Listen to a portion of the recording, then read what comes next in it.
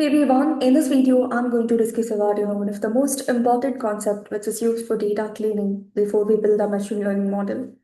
So which is handling missing values. Do you know what are missing values? Missing values are nothing but empty, unavailable, and undefined data in our data set. In a pandas, if any value is missing, usually represented as a missing value.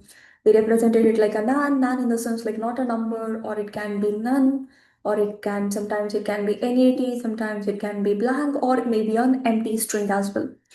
Okay, these are the different forms for representing a missing value. If any information is missing, usually we call that as a missing value. Okay, so I have taken data set. You can clearly see this is the data set.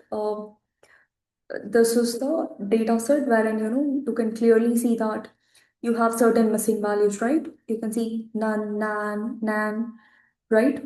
So very first thing, whenever you have a data, you just need to figure it out how many missing values are there with respect to every column. So very first thing, I'll just call df dot is null. I'm just questioning, are there any null values? If yes, give me the sum of those missing values. See, it clearly sees the number of missing values in age is one. You can also see that in city there is one missing value, in salary there is one missing value, right? So this is how you find the count of missing values in your data set. Once you get to know what you will do with those missing values, the very first option, so dropping missing values. You can drop missing values only when 1%, 2% are missing. Okay, when so much of data is missing, you're not supposed to drop it. But still, I'll show you how to drop a missing value. It's very simple. Just use df dot drop any. It's going to drop missing values. So from this, like, what did you understand? See, it's kind of loss of information, right? Or loss of data. So since drop any results in dropping missing values, but still conclusion is like loss of information. We all know that data is so precious. So that's the reason we don't go for dropping missing values. Okay. So similarly, what if you want to drop missing values in a specific column? So you can just call that particular column df dot log, and I'm trying to fetch a salary column dot. I'll just say drop any. See, it will drop missing values only in a specific column. To make it permanent, you people can just use in place equals to. Again, dropping missing values in any specific column is not recommended because entire row in our table gets deleted. That means again loss of information. So now what to do? One more approach, if percentage of missing values is more than 70%, you can drop that column itself. Let's imagine there are like almost 70%, 80% information is missing in sales column. What you people can do? You can just drop that particular column itself. You can just use df.drop. You can just mention that particular column name, which is a salary. And since you're dropping a column, you should mention access is equal to 1. And permanent drop, you can just say in place equals to.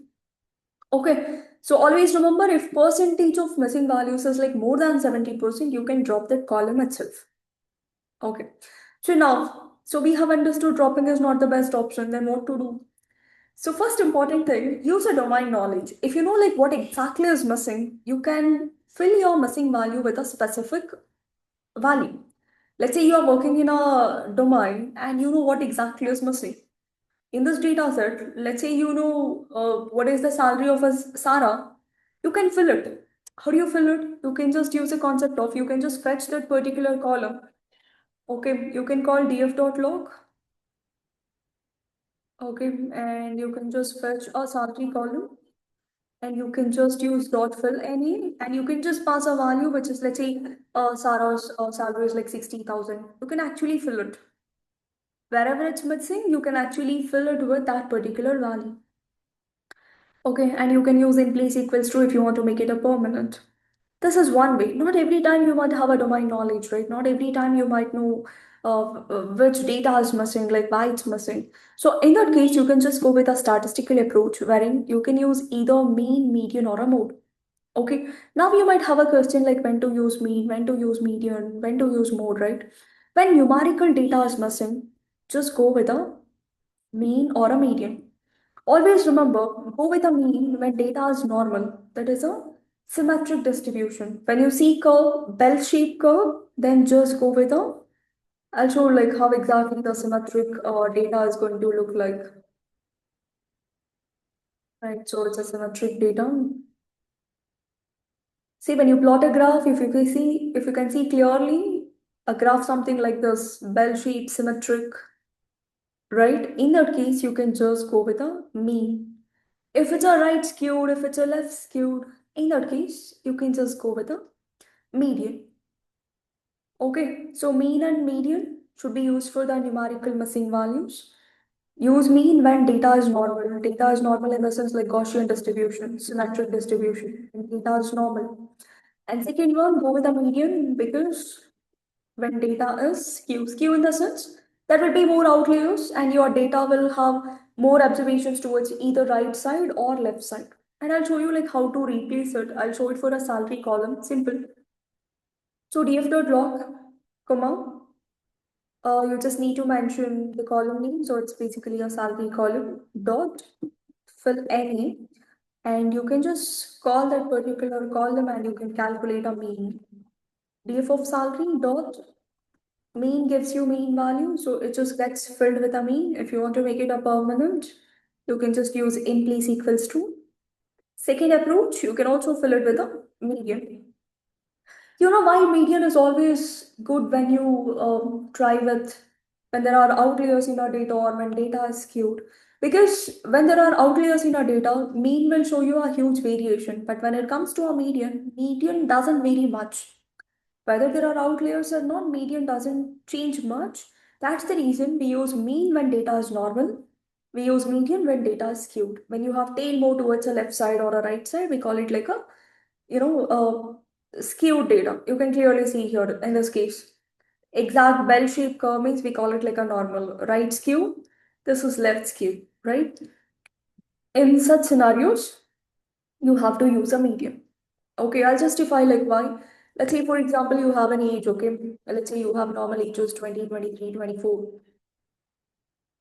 28, 29, 30. Okay, this is basically an age.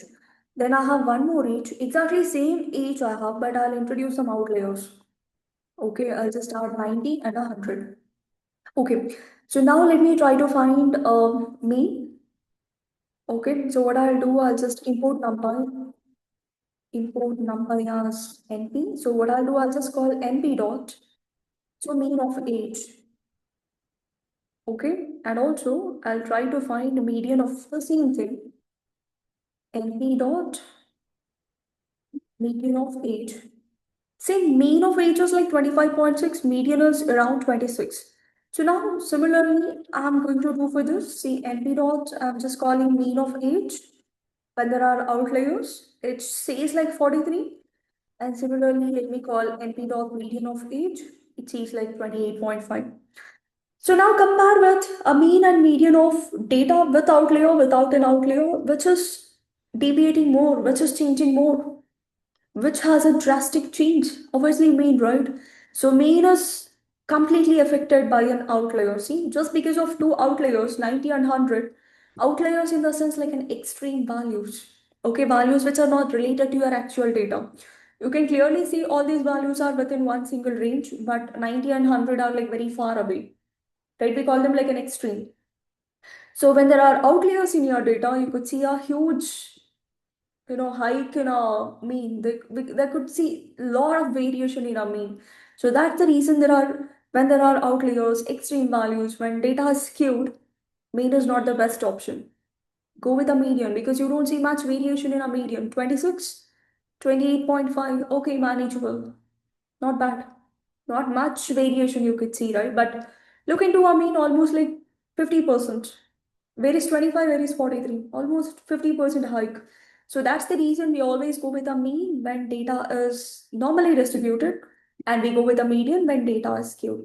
What if in case the categorical data is missing? In that case, you have to go with the most frequently occurring data.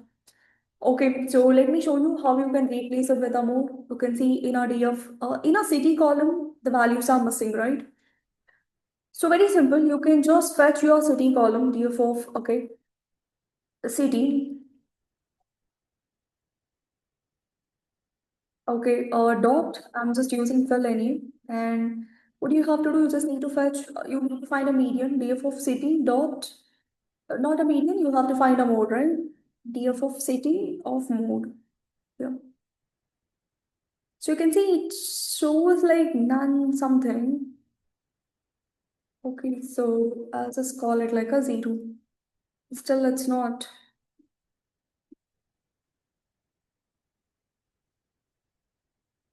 What's wrong with our city? It's not our city capital C. No.